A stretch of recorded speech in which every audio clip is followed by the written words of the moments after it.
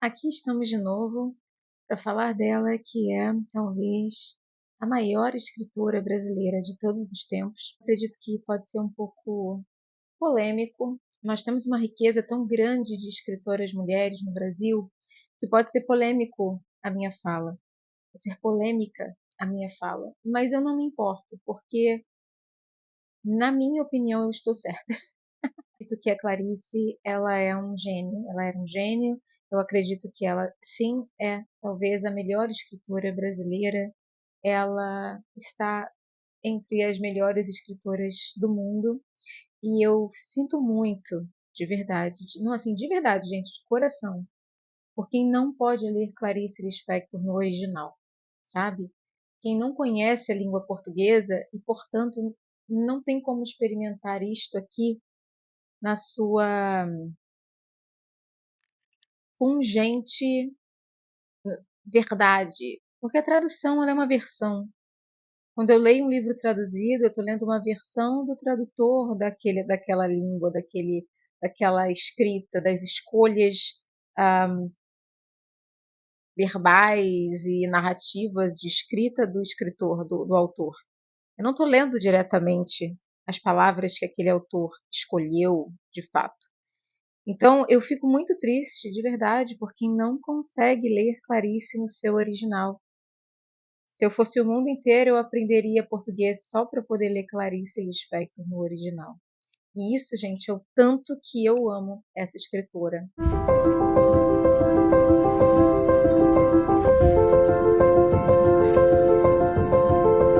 E hoje eu estou aqui para dar continuidade ao meu projeto de leitura da Clarice cronológica.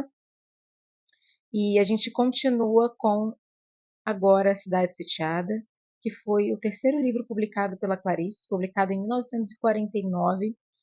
A Clarice estava fora do Brasil, estava morando fora do Brasil nesse período. Foi um momento muito complicado da vida da Clarice, porque ela estava morando em um país onde ela não conhecia a língua, já que a gente está falando de idioma, né? Ela não conhecia muito bem a língua, ela não gostava muito da cultura. A gente precisa entender que a Clarice era uma nordestina, né?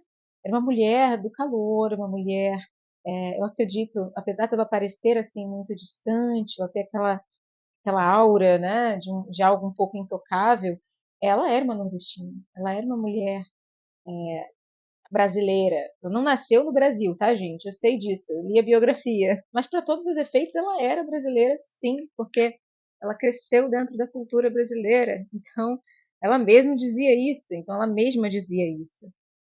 Então, eu imagino que você viver em um país muito frio, marido era diplomata, estava sempre trabalhando.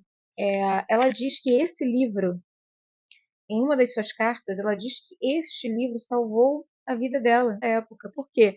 Porque deu a ela um objetivo durante aquele período em que o marido estava trabalhando e ela, né? Ela já tinha publicado Perto do Coração Selvagem, ela já tinha publicado O Lustre.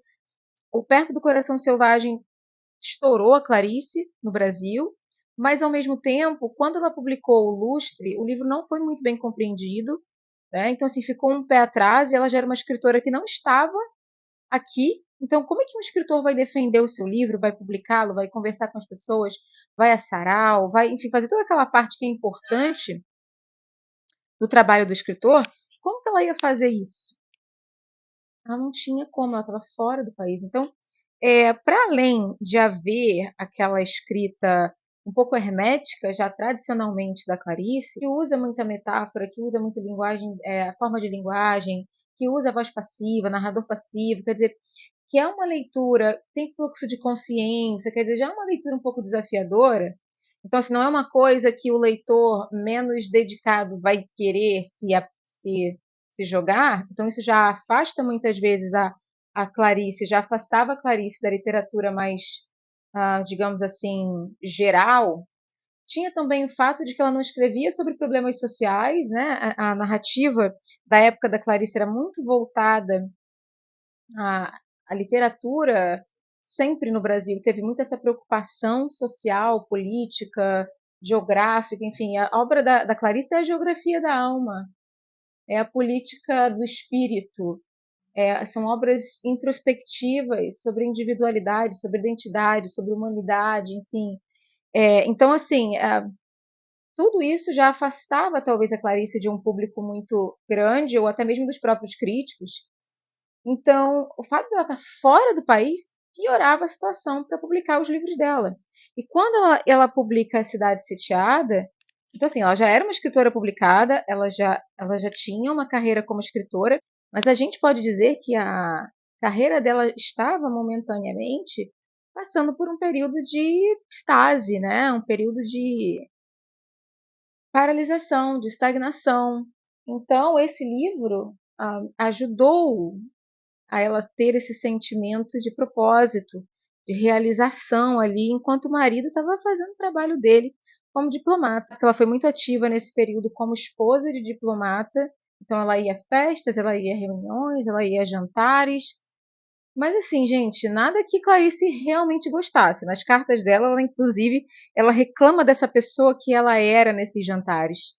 Essa pessoa que ela tinha que fingir que ela era mais sociável, mais coquete, para usar uma expressão daquela época, uma mulher mais coquete. Enfim, então assim, foi um período muito complicado. E para coroar, ela estava grávida. Então, quando Clarice termina, ela bota a pena, né? Ela coloca a pena assim, ó, terminei. Ela saiu de casa para ir parir seu filho, seu primeiro filho.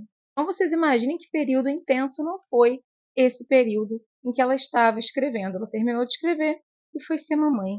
Por que eu estou dando esse contexto para vocês? Por que eu estou transmitindo esse contexto? Porque eu acho que todas as obras da Clarice são um pouco autobiográficas. Não na história das personagens, não no enredo, mas na maneira, no mundo interno das personagens, nos questionamentos que elas estão tendo. Né? Então a gente tem aqui nesse livro, A Cidade Sitiada, uma protagonista que é a Lucrécia. Tá? Todas as obras da Clarice, não todas, só para deixar claro, não são todas, mas uma grande parte das obras da Clarice se trata de mulheres, né? Tem homens também como protagonistas, mas uma grande parte dos heróis, das heroínas, né, são mulheres. E aqui a gente tem novamente uma heroína. Né? O primeiro livro, Perto do Coração Selvagem, é uma heroína, e o Lustre é uma heroína, e aqui a gente tem uma heroína de novo. E essa personagem ela é muito diferente das outras que a gente conhece da Clarice, né? Que são mulheres muito claricianas, ou seja, são mulheres reflexivas, são mulheres que contestam o mundo, contestam elas mesmas, contestam as suas sensações. Uma coisa que é muito característica das obras da Clarice é essa coisa da mão, do toque, do cabelo, do som, de você ficar super, hiper consciente da existência física e também a existência mental, o questionamento. Né? No Perto do Coração Selvagem começa com a Joana, a protagonista, uma garotinha questionando. Mas por quê? Por quê? Por quê? Entende? Então a Clarice ela coloca nas suas personagens essa riqueza interior, essa riqueza de atenção, de curiosidade que existe nela. Por isso que eu menciono que, para mim, Clarice é autobiográfica em todas as suas obras. O que há de autobiográfico aqui? Esse contexto do que ela estava vivendo. Essa personagem muito fútil. Lucrécia, a heroína de A Cidade Sitiada, é uma mulher sitiada, né? A cidade aqui não é só a cidade de São Geraldo, que é onde se passa a história, tá? Aqui ela faz uma coisa muito parecida com o Ítalo Calvino em As Cidades Invisíveis, que é a ideia de que a cidade não é uma cidade, a cidade sou eu. Se a gente pensar bem, você é a cidade, você é o mundo, você é a sociedade. Você é influenciado pelo mundo externo o tempo inteiro. Então, o que é uma cidade sitiada? Uma cidade presa, uma cidade que ninguém entra, ninguém sai. E esses somos nós. Né? Existe um contexto aqui de que nós somos influenciados o tempo inteiro, portanto, também somos prisioneiros, muitas vezes, do mundo externo. Então a Lucrécia, ela é prisioneira dessas expectativas do mundo exterior sobre ela, né? Ela é uma mulher jovem de uma cidade pequena. Espera-se que ela faça o quê? Que ela case, né? Tem um momento aqui que ela está assim super ansiosa, ela tá comendo com a mãe, né? Elas estão fazendo uma refeição e a mãe diz: "Você está muito inquieta. Você tem que casar." né? Quando eu era criança tinha aquela expressão, quando casar passa. Então havia realmente aquela ideia de que, poxa, ainda mais numa cidade pequena, nos anos 40, esse livro foi publicado em 49, a primeira edição. Então, assim, você está falando dos anos 50, uma mulher jovem dos anos 50, ela tinha que estar casada. Era o que ela tinha que fazer. Né? O objetivo da vida dela era casar. Então a Lucrécia, ela tem esse sitiado, ela está, de certa maneira, presa ou aprisionada dentro dessa cidade, dentro do que acontece nesse universo social, cultural, em que ela vive. Tá? Ela não luta contra isso, só para deixar claro, é muito o contrário. Ela é o tempo inteiro completamente sequestrada pelo, pelas diretrizes, pelo que já é estabelecido. Ela é passiva em frente daquele mundo, daquelas exigências, daquelas regras. Ela em nenhum momento ela entra em conflito, por exemplo, como a Joana, de Perto do Coração Selvagem, que você vê a luta para ser alguém, a luta para ser um indivíduo, para ter uma identidade. Você não vê isso em momento nenhum na Lucrécia em A Cidade Sitiada. Ela se submete totalmente. E tem passagens aqui que você fica assim, nossa senhora, a Clarice foi até bastante dura com a personagem dela. Mas é por que ela foi dura aqui? Porque, na minha opinião, ela está fazendo uma crítica a ela mesma. Eu, nesses saraus, nessas festas, nesses restaurantes, né? Essa não sou eu não sou essa pessoa fútil. E só para deixar claro, gente, não estou fazendo juízo de valor aqui. Se você gosta de coisas de luxo, de coisa boa, não estou dizendo que você é fútil, mas aqui há uma referência a se só há isso, e se essa é a única preocupação que você tem na sua vida, se a única preocupação é o mundo de fora, você é uma cidade sitiada. Né? Você é uma pessoa que não tem identidade, você não tem algo interno que te sustenta. Né? Por isso as coisas são tão importantes nesse livro. Os objetos, a Lucrécia está sempre falando dos objetos, das coisas. Por quê? É um materialismo excessivo, né? Ela só pensa nas coisas. Por exemplo, ela casa com um cara rico. Ela casa com um cara com uma, não rico, mas um cara com uma situação, digamos assim, muito confortável. Ele é um advogado, ele é muito mais velho que ela, então ele pode dar a ela aquilo que ela deseja, as coisas. Por quê? Porque Lucrécia não tem nada além de coisas, até ela é uma coisa. Quando ela é aquela jovem que casa com um cara mais velho, que tem que ser bonita, que tem que estar sempre arrumada, né? Ela é uma coisa também, ela é um objeto também. Ela se permite ser o que os outros veem. É um grande conflito da Clarice em todos os livros dela.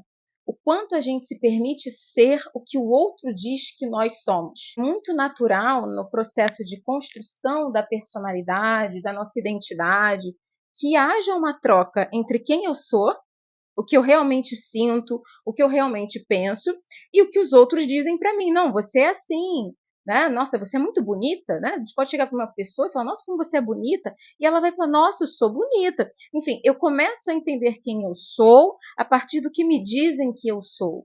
Mas o natural no processo de amadurecimento é que haja um conflito na adolescência, inclusive, é o período em que a gente está testando a nossa identidade, então você vai entrar em conflito com o que está sendo mostrado para você, dito para você. E isso é bom, porque isso mostra que você é alguém, que a tua identidade, quem você realmente é, vai vir à tona. Né? Então, o problema de Lucrécia, que você não vê em outras personagens da Clarice, que estão em conflito com o mundo externo para poderem afirmar quem elas são, é que a Lucrécia ela aceita que o olhar do outro a defina, definida pelo que o outro vê nela. E aqui, gente, entra uma questão, na minha opinião, é claro, né, que é a reflexão que a Clarice propõe aqui sobre a relação entre homens e mulheres. E a gente precisa entender que ela está falando da década de 50, a gente não está falando do mundo de 2025, né? Mas ela está propondo não acho que é um debate, não acho que é uma militância. Clarice não era política na sua escrita em geral, tá? Tem textos dela, mas não em termos de literatura. Você vai ter que encontrar isso. Ela não era uma pessoa fácil de entender, ela não se expunha com tanta facilidade. Então você que tem que encontrar o que há de político na narrativa dela. Ela não vai te explicar, né? E isso é muito inteligente da parte dela também, que eu gosto. Que eu não gosto quando o autor fica ali o tempo inteiro tentando me dizer o que pensar. Mas nesse livro fica muito claro que ela está dizendo assim: quanto o homem define uma mulher para ela mesma, não é para o mundo, não é para ele, é para ela. Quanto o olhar masculino, ou querer este olhar masculino, faz com que esta mulher se veja como uma coisa, como algo, tá? Por que eu digo isso? Porque a Lucrécia, ela se tem vários momentos aqui em que a personagem ela se vê pelo olhar do homem, pelo olhar do parceiro. Mas quem ela realmente é? A gente não sabe, ela também não. Esse assunto ele surge aqui e eu acredito que muito por causa da própria vida que ela estava vivendo naquele período. Né? Ela estava casada, a vida dela foi completamente dominada, digamos assim, pela vida do marido, né? Pelo trabalho do marido, pelo propósito do marido, mas os propósitos dela, a vida dela, quem sou eu? Eu sou a mulher do diplomata? Ou seja, eu sou como me veem, eu sou como ele me vê, mas como eu me vejo? Eu só existo quando alguém me olha, quando alguém me valida, quando alguém me vê. E eu pensei que no mundo de hoje, em que a gente tem, por exemplo, o Instagram, a gente publica fotos nossas, e às vezes eu vejo umas brincadeiras assim no Instagram. Se eu fui, mas eu não postei, eu não fui. Se eu fiz, mas eu não compartilhei, as pessoas não sabem que eu fiz, ou as pessoas não sabem que eu fui, então eu sinto que não aconteceu. Olha que interessante esse questionamento dela. Será que eu só existo, a Lucrécia, né, nossa protagonista aqui, a nossa heroína? Eu só existo porque eu sou vista. Né? E isso anula qualquer possibilidade de uma vida interior, de uma vida que acontece no silêncio, é dentro de você, que ninguém mais vê. Por isso que ela é uma personagem vazia, superficial. Nessa moça, que de si sabia pouco mais do que o próprio nome, o esforço de ver era o de se exteriorizar, ou seja, de se exteriorizar. O esforço de ver era se exteriorizar. Olha só que interessante. Percepção já é você ser visto pelos outros. Tudo o que Lucrécia Neves podia conhecer de si mesma estava fora dela. Ela via, plantara mesmo a primeira estaca de seu reino olhando uma cadeira. Nunca pudera ultrapassar a serenidade de uma cadeira e dirigir-se às segundas coisas, ou seja, do claro, do óbvio. Ela não consegue passar do óbvio. Ela não consegue passar do que está ali na cara dela. Uma forma muito, muito delicada de dizer que ela é uma personagem, ela é uma pessoa, no caso, completamente vazia.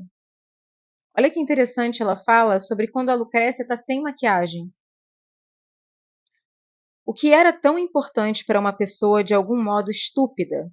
Lucrécia, que não possuía as futilidades da imaginação, mas apenas a estreita existência do que via. Sem pintura, o rosto perdia os vícios de que, em outros momentos, Lucrécia Neves precisava para se dar certo peso neste mundo. Ou seja, para se dar peso neste mundo, ela precisava estar maquiada, ela precisava estar atraente, bonita.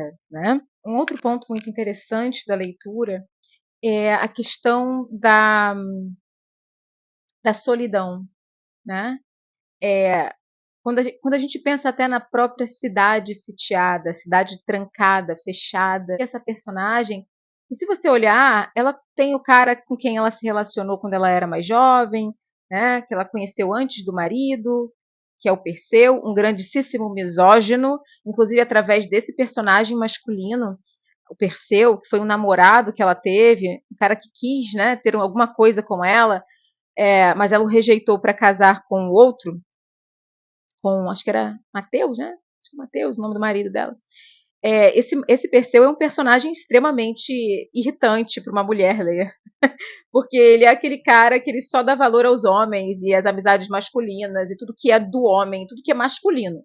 Qualquer coisa feminina, o que venha de uma mulher, ele desconfia, ele diminui, ele rebaixa, né? Então, assim, é um personagem em que eu também vou notar a solidão.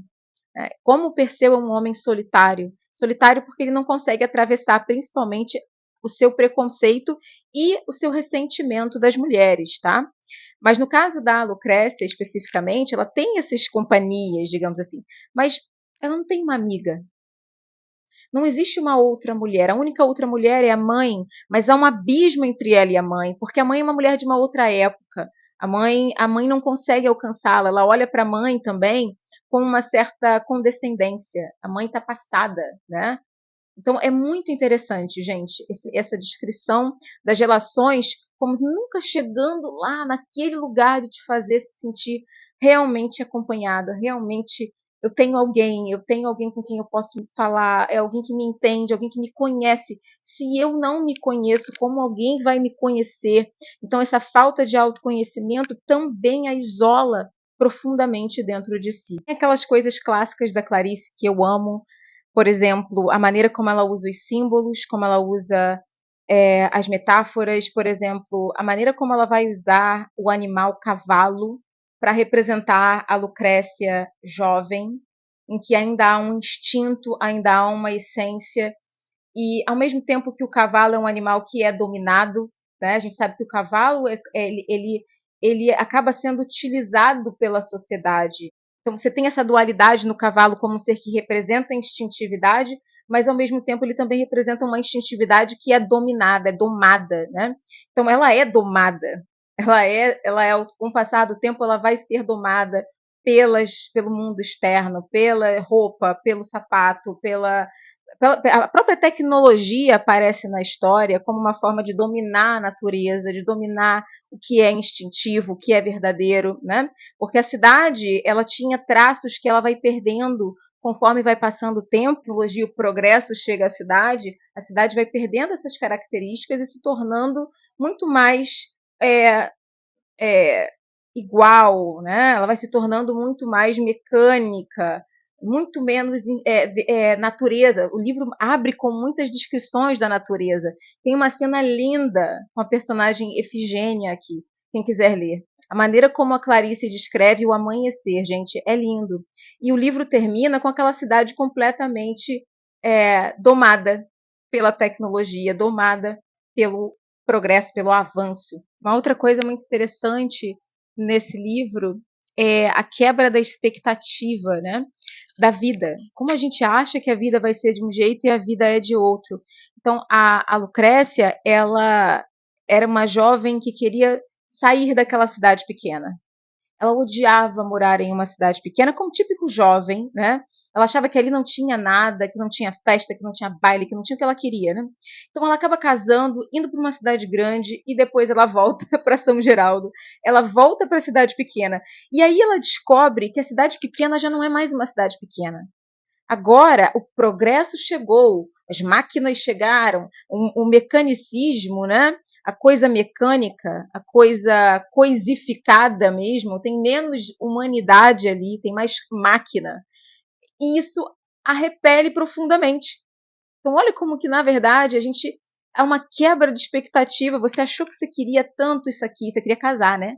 Você queria ser esposa de um cara com dinheiro, né? Você queria ter tudo, você queria festa, você queria fazer parte de uma cidade grande, de sociedade, né? E quando você chegou lá, tudo que tu queria era a simplicidade. Isso, gente. Esse é um livro em que eu até preferi não ficar descrevendo acontecimentos do enredo, né?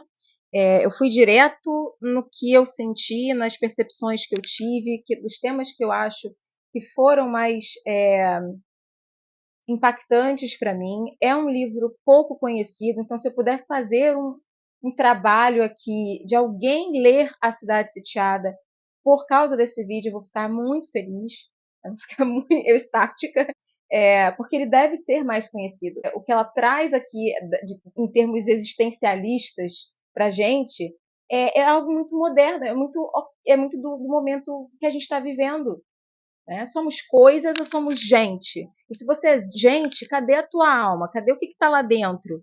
Ou só é a cara? Ou só é na internet? Ou é só para os outros verem? Se você não for tudo aquilo que você diz que você é, que na verdade te mostra o que você representa no mundo, e não para você, quem é você? Ah, eu sou médica. Tá, mas quem é você? Ou farmacêutico. Tá, mas quem é você? Ah, eu gosto de fazer exercício 2 vezes, 3 vezes por semana. Tá, mas quem é você? Se você continuar perguntando quem é, o que sobra de você? Que faria a alma tão inexperiente sem a solução que fora o corpo? Ou seja, a alma inexperiente, né? Uma alma que não foi construída, que não foi desenvolvida. O corpo como coisa, o corpo como símbolo de matéria, gente. Sem a matéria, o que é você? Sem o que te materializa no mundo para os outros ou para a cidade sitiada, quem é você? Então, novamente, Clarice fazendo perguntas difíceis, botando a gente para entrar numa crise existencial importante, né? Obrigada por terem assistido. Um beijo, a gente se vê no próximo.